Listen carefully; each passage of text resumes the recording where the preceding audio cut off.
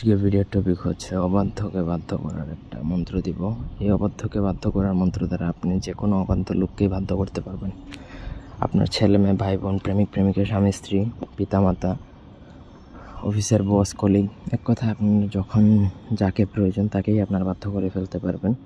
তবে কোনো অন্যায় কোনো কার্য সাধনের জন্য এটা প্রয়োগ করবেন না। শুধুমাত্র যদি একান্ত প্রয়োজন হয় তাহলে করতে পারেন। ব্যক্তিগত যে কোনো কাজের জন্য স্ক্রিনে দেওয়া নাম্বারে সরাসরি ফোনে বা হোয়াটসঅ্যাপে যোগাযোগ করে যে কোনো কাজ করাতে পারবেন, দেশে বা দেশের বাইরে থেকে। তো মন্ত্র প্রথমত বলে দিচ্ছি। শিবের ত্রিশূলে নারদের বেটা লাগাইলে তুলসী রস, কামাখ্যা বানে অমুকেরে বানাইলাম আমার বস, রাবণ দিরার ব্রহ্মার খা, না ফলিলে তুই ছিন্ডে যা।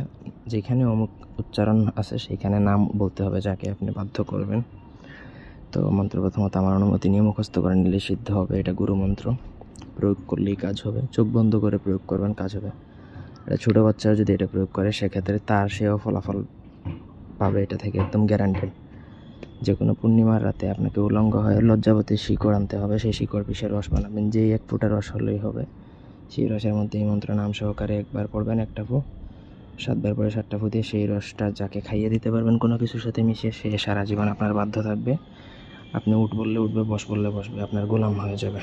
ধন্যবাদ সবাইকে। আল্লাহ হাফিজ।